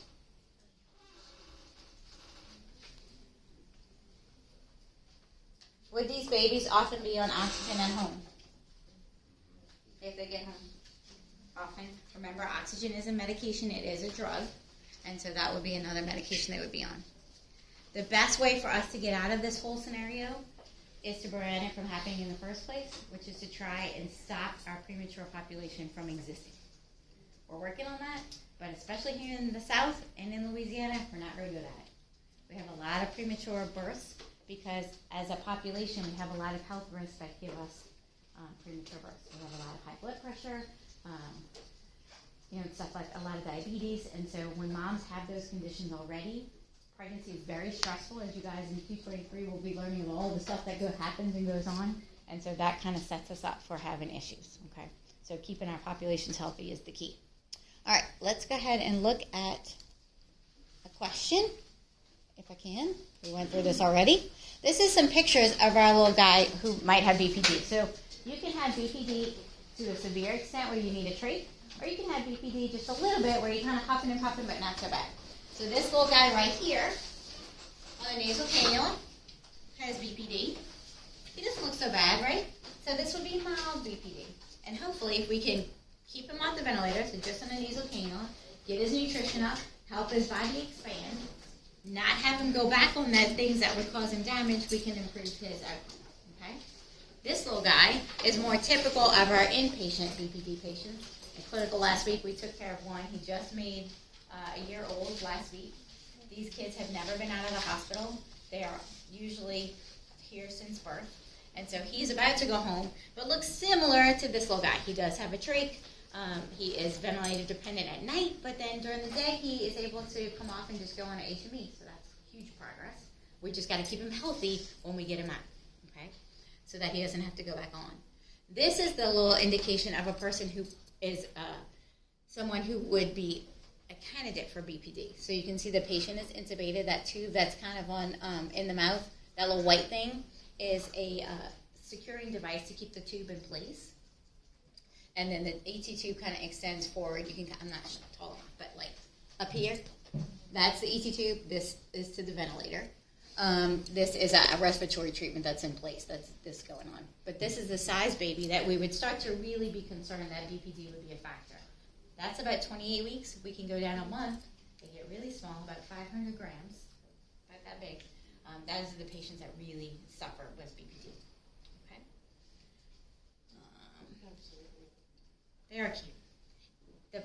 Somebody was asking me the other day, I don't think it was y'all, it was the other class, why I went into peds. Everybody has a calling to do something different. I'm not an adult person, never have been, but what is cool about the pediatric population is that no matter what their challenge and how sick they are, they don't have the pity that we get as we grow older, and so they're refreshing in that they just want to be and do. It's not all woe is me, and so from that standpoint, although some of their situations are quite complex and tragic, their outlook is very different. So hopefully we can keep that. All right, next gen question real quick, and then we're done. Charge nurse is making assignments for the next shift. Assign 2 clients to each nurse by placing an X in the corresponding column. The client can only be used once. So, who would you put with nurse 1? If we start like 1 down.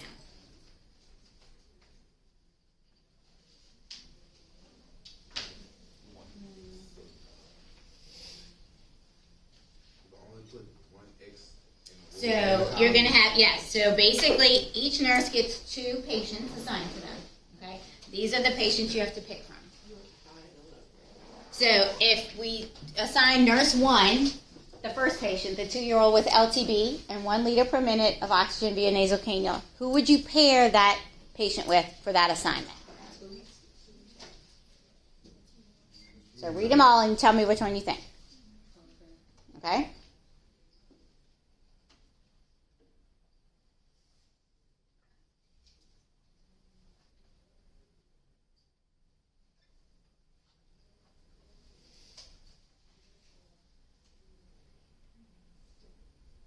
Y'all want me to show you the answers, or you want to go through them one by one? So if we assign nurse 1, the 2-year-old with LTB, what condition is going to be similar to that, and that we're not going to cross-contaminate our patients?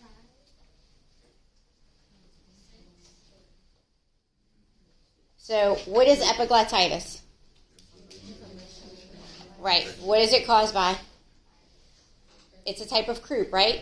It's a bacterial form of croup, but the viruses that cause epiglottitis, epiglottitis is bacterial in origin, but the viruses that cause croup are associated with the same symptomatology of epiglottitis. So would we not want to pair croup with croup in one load, right? So that nurse is taking care of a similar type of patient, and they're probably not going to cross-contaminate. Right. Okay? If we look at the second one, history of BPD in a trach and a collar, who would you put with that? We wouldn't want to put either one of these patients. Well, the epiglottitis should be getting better by this point, right? But we don't want to risk anything. And then do we want to put an LTB patient with a BPD patient? No, right? So they're out. So who would be the most stable to put with the chronic disease? 2 and 3, because he's in for something else, not respiratory in origin. So is it likely that I'm going to give him something? No. Okay? So chronic disease, try not to give anybody with a respiratory disease that you could possibly cross-contaminate. And then that leaves the last 2 for the other nurse. The one with RSV, right? And one with bronchiolitis. It could be very similar viruses. Their presentation is the same. So we wouldn't be affecting other nurses with the same disease. Does that make sense? You'll see where that comes from? When you're a charge nurse, when they look at it, not only do you look at the complications of each patient and what the load is, but you also have to look at who's going to be the best matchup related to the nurses in that mode, and we're not going to cross-contaminate and cause patients undue risk. Because we do our best not to bring what one person has to the other room, but you never know if one little thing would sneak in even with the best precautions. All right? All right, any questions? Thank you guys so much. Remember, if you have questions on this content, the week before the exam, the discussion boards are going to open. Please use that as a mechanism. I check it every day to express anything that you need clarification on, because chances are if you do, so does everybody else, and I don't get 150 emails on the same thing. Okay? If you need anything before then, I'm available. Have a great day. Everybody's on the roll? Sign it. We'll sign it before you leave.